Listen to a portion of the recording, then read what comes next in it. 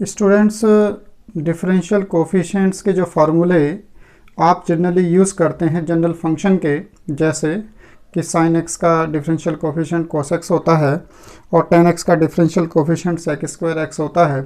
तो इस तरह के जो जनरल फंक्शंस हैं, इनके डिफरेंशियल कोफिशिएंट आपने सभी याद किए हुए हैं। ये जो डिफरेंशियल कोफिशिएंट हैं, तो क्या आपने सोचा कि ये भी एक फंक्शन ही होते हैं? जैसे sin x का cos x है, तो cos x भी एक फंक्शन है। तो जो डिफरेंशियल कोफिशिएंट है किसी फंक्शन का, वो भी एक फंक्शन ही है। अब हम क्या ये सोचें कि जो फंक्शन डिफरेंशियल कोफिशिएंट करके हमें मिला है, इसका डोमेन और जो दिया हुआ फंक्शन था उसका डोमेन, इन दोनों में क्या रिलेशन हो सकता है। तो आज हम इस वीडियो में इसी पर कुछ समझते हैं, डिस्कस करते हैं कि जो डिफरेंशियल कोफिशिएंट का डोमेन है वो और जो दिया हुआ फंक्शन का डोमेन है वो, उन दोनों में क्या रिलेशन है, और एब्सोल्यूट वैल्यू फंक्शन यानी mod x के डिफरेंशिएशन करके ये भी समझेंगे कि इसको कैसे पता किया जा सकता है। क्योंकि डिफरेंशिएबिलिटी एक किसी पर्टिकुलर पॉइंट पर हो भी सकती है और नहीं भी हो सकती है। तो कैसे हम ये पता करेंगे कि किस पॉइंट पर हमें चेक करना पड़ेगा कि ये डिफरेंशिएबल फंक्शन है या नहीं है, क्योंकि डिफरेंशिएबिलिटी एक लोकल प्रॉपर्टी है। हमने y इक्वल टू fx ये फंक्शन लिया और इसमें x में चेंज करेंगे। जब हम x में चेंज करेंगे तो उसके कोरस्पॉन्डिंग y में भी कुछ चेंज हो जाता है। तो हम ये कहेंगे कि जो हम x में चेंज करेंगे, इसकी वैल्यू को इंक्रीज भी कर सकते हैं और डिक्रीज भी कर सकते हैं। यानी x में जो चेंज है वो दो तरह से हो सकता है। द वैल्यू of x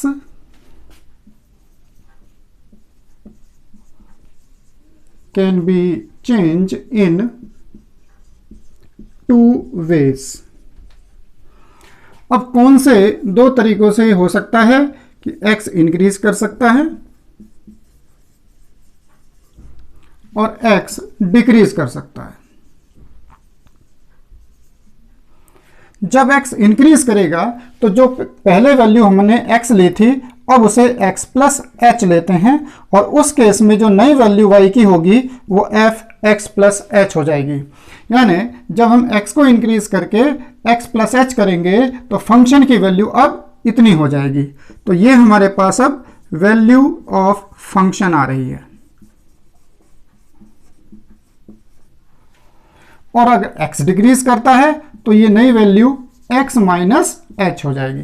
यानी h एक ऐसी वैल्यू है जिसे x में हमने प्लस किया है और माइनस किया है। यहां पर x की वैल्यू बढ़ गई है, यहां पर कम हो गई है। तो दो तरह से हमने x में चेंज किया है। अब हम देखेंगे कि जो हमारे पास वैल्यू थी fx, उसमें ये कितना चेंज हो गया है।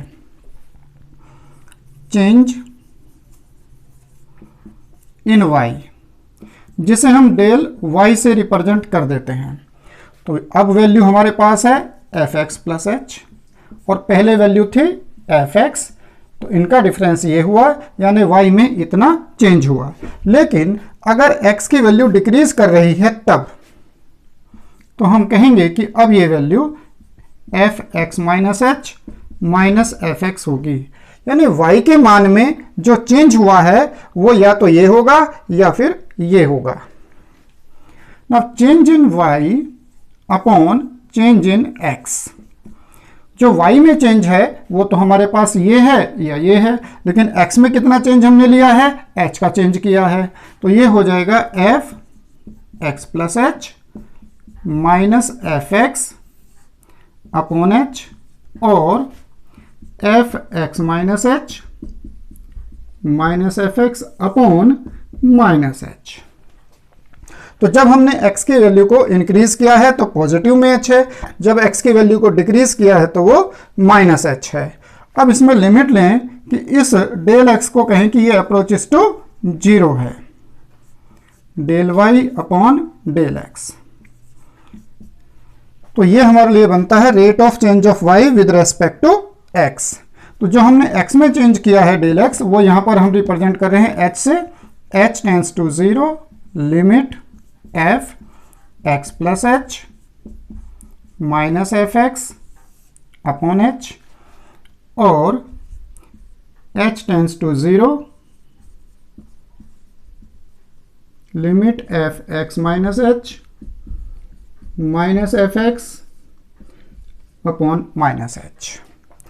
अब जो ये वैल्यू है जिसमें हमने लिमिट ली है, अगर ये लिमिट एग्जिस्ट करती है तो हम इसको कहते हैं कि ये डेरिवेटिव है y का विद रेस्पेक्ट टू x। तो जब लिमिट एग्जिस्ट करेगी तभी हमें डिफरेंशियल कोफिशिएंट मिलेगा। और लिमिट एग्जिस्ट करने का मतलब कि ये और ये जो दो वैल्यूज हैं ये दोनों इक्वल आ जाएं, तभी हम कहेंगे कि ये लिमिट एग्जिस्ट करती है।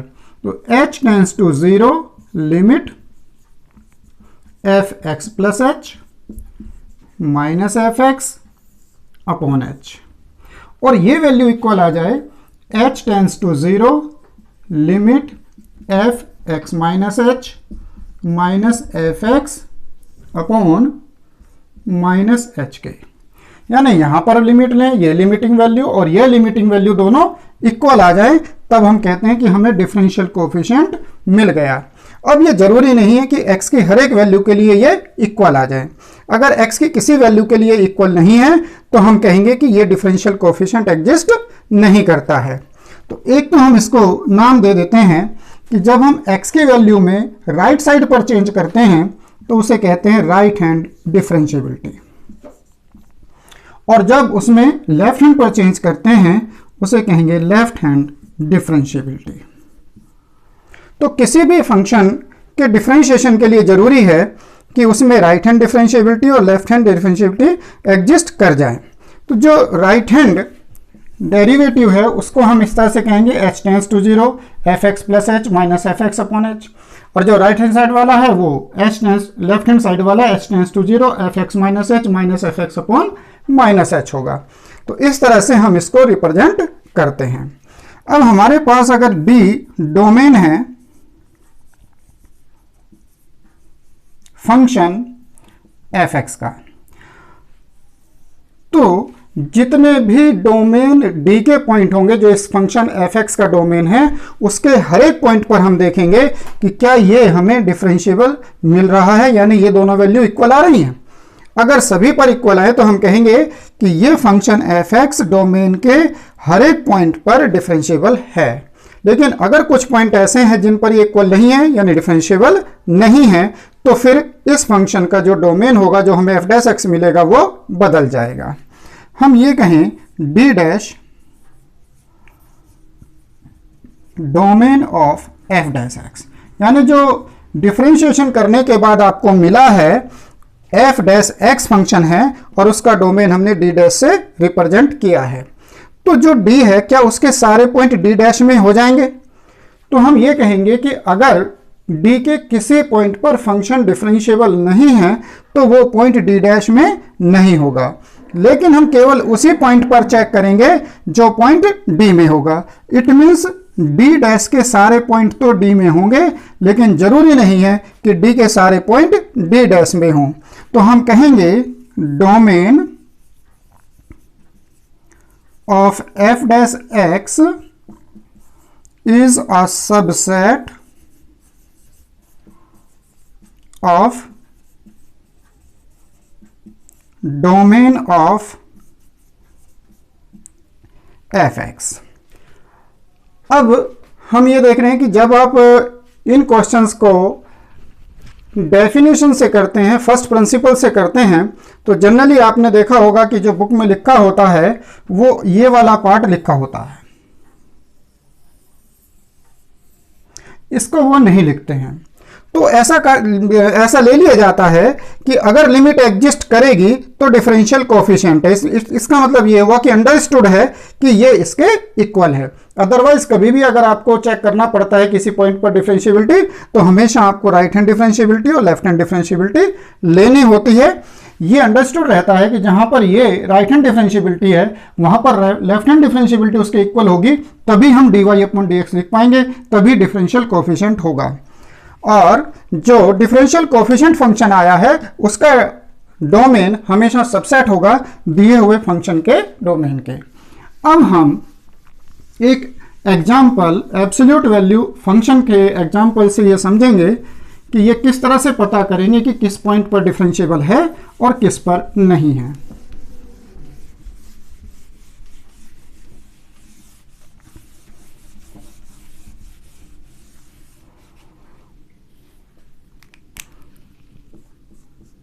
एब्सोल्यूट वैल्यू फंक्शन यानी y equal to F X equal to mod X. अब जो मॉड एक्स है इसका डोमेन क्या होगा? Domain of F X. तो हम इसको क्या कहेंगे कि कौन सी x की वैल्यू यहां पर पुट कर सकते हैं? तो हम कहेंगे कि कोई भी रियल नंबर के लिए ये फंक्शन डिफाइन है, यानी सेट ऑफ रियल नंबर जो होगा वो इसका डोमेन है एफ एक्स का दिए हुए फंक्शन का। अब इसका डिफरेंशिएशन क्या होगा? इसका डिफरेंशिएशन करने के लिए mod X convert into mod x equal to x where x greater than equal to 0 minus x where x less than 0। इस तरह से हम इसको कन्वर्ट कर लेते हैं, यानी इसको स्प्लिट कर लेते हैं। तो हम अब कह रहे हैं कि ये जो फंक्शन था ये उसकी स्प्लिट फॉर्म है, उसे हमने दो अलग अलग फंक्शन में कन्वर्ट कर लिया है। एक तो फंक्शन एफ एक्स वो तब है जबकि x की वैल्यू 0 या 0 से बड़ी है और वो x है, और दूसरे में तब है जब x नेगेटिव है और तब फंक्शन माइनस x है। तो एक्चुअल में हमारे पास ये एक नहीं दो फंक्शन हो गए, एक x हुआ और दूसरा माइनस x हुआ। ये x की पॉजिटिव वैल्यूज के लिए है और ये x की नेगेटिव वैल्यूज के लिए है। तो हमें जहां पर ये वैल्यू चेंज हो जाती है, जहां से ये इसके दो पार्ट हुए हैं, उस पॉइंट के लिए हमेशा हमें लेफ्ट हैंड डेरिवेटिव और राइट हैंड डेरिवेटिव लेना पड़ेगा, क्योंकि जो x जहां पर पॉजिटिव साइड पर गया है वहां पर फंक्शन कोई और है और जहां पर वो लेफ्ट हैंड साइड पर गया है वहां पर फंक्शन कुछ और है। तो इसलिए जो स्प्लिट पॉइंट होगा वहां पर हमेशा आपको राइट हैंड डेरिवेटिव और लेफ्ट हैंड डेरिवेटिव लेना पड़ता है।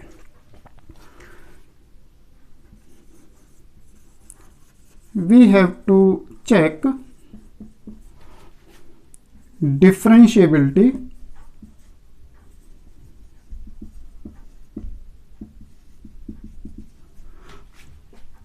at the point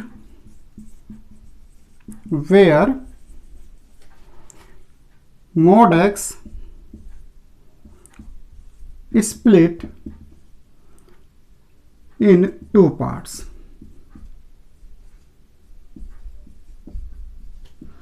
तो वो कौन सा पॉइंट है? वो है x इक्वल टू 0। अब हम x इक्वल टू 0 को तो चेक करेंगे अलग से, बाकी डिफरेंशिएशन क्या हो सकता है? तो हम लिखते हैं F dash X equal to X का डिफरेंशिएशन 1, लेकिन तब जबकि x ग्रेटर देन 0 है। इक्वल टू 0 पर हमें अलग से चेक करना होगा, और इसका डिफरेंशिएशन -1 जबकि x लेस देन 0 है। अब हम एक बार फिर से देखें कि क्यों 0 पर हमें अलग से करना है, क्योंकि x इक्वल टू 0 वो पॉइंट है जहां पर ये फंक्शन mod x स्प्लिट हुआ है। तो जहां पर स्प्लिट हुआ है उस पॉइंट को हमें अलग से चेक करना होगा। कैसे करते हैं? Right hand differentiability at point 0, h tends to 0, limit f0 plus h minus f0 upon h, ये right hand derivative. h tends to 0। अब हम फंक्शन की वैल्यू 0 प्लस h पर ले रहे हैं, यानी 0 की राइट साइड पर हैं। तो फंक्शन में जब 0 की राइट साइड पर जाते हैं तो वहां पर है x। अब x को रिप्लेस करेंगे 0 प्लस h से, minus f0। x equal to 0 यहां पर है, x को 0 पुट करने पर 0 upon h equal to h tends to 0, limit h upon h equal to h tends to 0, limit, और ये वैल्यू हो जाती है 1 कैंसिल होकर के और सॉल्व करने पर बन गया 1। तो जो राइट हैंड डेरिवेटिव है 0 पर वो इक्वल टू 1 है। अब हम लेते हैं इस पर left hand derivative. h tends to 0, limit f0 minus h minus f0 upon minus h। यहां पर वैल्यू माइनस h ली जाएगी और अब ये फंक्शन हो जाएगा h tends to 0, limit f0 minus h, यानी 0 के लेफ्ट डायरेक्शन में, और 0 से लेफ्ट पर जाएंगे तो माइनस x से वैल्यू लेंगे। तो ये हो जाएगा -0 माइनस h f0 पर 0 वैल्यू है, अपॉन में -h, और ये सोल्व करने पर -1 आ जाएगा। तो हमने यहाँ पर देखा कि जो राइट हैंड डेरिवेटिव 0 पर है वो 1 आया, और जो लेफ्ट हैंड डेरिवेटिव 0 पर है वो -1 आया। It means right hand derivative equal नहीं है लेफ्ट हैंड डेरिवेटिव के। किस पॉइंट पर? 0 पर। It means mod x is not differentiable at x equal to 0। तो ये x इक्वल टू 0 पर डिफरेंशिएबल नहीं हुआ। तो किस पॉइंट पर डिफरेंशिएबल है, किस पर नहीं है? तो हमने देखा जब x ग्रेटर देन 0 है तब इस फंक्शन का डिफरेंशिएशन 1 है, जब x लेस देन 0 है तब इस फंक्शन का डिफरेंशिएशन -1 है। बस इक्वल टू 0 पर इसका डिफरेंशिएशन एग्जिस्ट नहीं कर रहा है। तो इसका डोमेन क्या हो जाएगा? Domain of f dash x। तो fx का डोमेन ऑफ डैश x में केवल इतना ही डिफरेंस आएगा कि इसका जो डोमेन था वो सभी रियल नंबर थे, लेकिन इसके डोमेन में केवल एक 0 नहीं होगा, बाकी सभी रियल नंबर होंगे। तो हम लिखेंगे r माइनस सिंगलटन सेट 0, यानी 0 को छोड़कर बाकी सभी पॉइंट पर f डैश x एग्जिस्ट करेगा, ये फंक्शन डिफरेंशिएबल होगा। तो इसे जैसा हमने पहले रिप्रेजेंट किया था d डैश से, और जो इसका डोमेन है उसको हमने रिप्रेजेंट किया था d से, तो हम समझ सकते हैं कि यहां पर ये d डैश सबसेट है d का। तो एब्सोल्यूट वैल्यू फंक्शन यानी mod x के डिफरेंशिएशन के एग्जांपल से हमने ये समझा कि कौन सा ऐसा पॉइंट है जिस पर हमें सेपरेटली इसे चेक करना पड़ेगा। लेकिन कई बार ये डायरेक्टली भी हमें क्वेश्चन से मिल जाता है।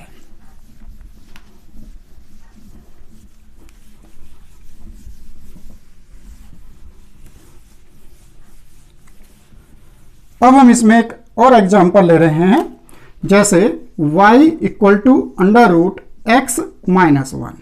ये एक और एग्जांपल इसमें हमने लिया है।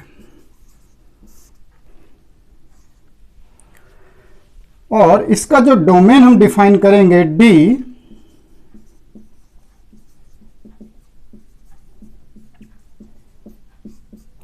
उसमें वही वैल्यू ली जा सकती है जहां पर x की ऐसी वैल्यू की रूट के अंदर या तो 0 आए या पॉजिटिव वैल्यू आए, यानी रूट में नेगेटिव डिफाइन नहीं है। तो हम x की कौन सी वैल्यू ले सकते हैं? वो सभी वैल्यू जो 1 है या 1 से बड़ी हैं। तो हम कहेंगे कि 1 या 1 से बड़ी, यानी 1 टू इन्फिनिटी क्लोज इंटरवल। 1 भी इंक्लूड है और 1 से बड़े सभी नंबर भी इसमें लिए जा सकते हैं। अब इसका डेरिवेटिव जो होगा D D X of Y वो हो जाएगा 1/2 √x - 1। जैसे ही हमने इसका डेरिवेटिव लिखा, हमें यह देखते ही पता चला कि अगर इसमें हमने x इक्वल टू 1 ले लिया तो ये डिफाइन नहीं होगा, क्योंकि ये 1/0 हो जाएगा, यानी x इक्वल टू 1 पर हमें इसका डिफरेंशियल कोफिशिएंट नहीं मिलेगा, जबकि ये फंक्शन x इक्वल टू 1 पर डिफाइन तो है लेकिन उस पॉइंट पर डिफरेंशियल कोफिशिएंट नहीं है। यानी ये तभी एग्जिस्ट करेगा जब x की वैल्यू 1 से ग्रेटर हो, 1 ना हो। तो यहां पर domain of f dash x, जिसे हम रिप्रेजेंट इससे पहले d डैश से करते रहे हैं, वो ओपन इंटरवल 1 टू इन्फिनिटी हो जाएगा, यानी d डैश जो है वो d का सबसेट होगा। तो ऐसे भी एग्जाम्पल आप देखेंगे कि डायरेक्ट आप इसमें पता कर सकते हैं कि कौन सा ऐसा पॉइंट है जहां पर डिफरेंशियल कोएफिशिएंट एग्जिस्ट नहीं करता है। अब कुछ एग्जाम्पल प्रैक्टिस के लिए कि आप उसको अपने आप चेक कर सकते हैं कि कौन से पॉइंट ऐसे हैं जहां पर वो डिफरेंशियल कोएफिशिएंट एग्जिस्ट नहीं करेगा। y equal to x mod x। अब जो y equal to x mod x है, इसे भी हम स्प्लिट फॉर्म में ऐसे लिख सकते हैं, x² where x greater than equal to 0 minus x² when x less than 0। दूसरा y equal to x² where x greater than equal to 0 minus x where x less than 0। इसी तरह से और भी कुछ क्वेश्चंस आप अपनी तरफ से भी सोच सकते हैं जहां पर इसको चेक किया जाए और इसको अच्छी तरह से समझा जाए। यहां पर हिंट के लिए मैं बता देता हूं कि इसमें x इक्वल टू 0 पर डिफरेंशिएबिलिटी है, यानी इस केस में d डैश वही होगा जो d है। लेकिन इस वाले केस में x इक्वल टू 0 पर यह डिफरेंशिएबल नहीं होगा, यानी d डैश और d इसमें इक्वल नहीं आते हैं।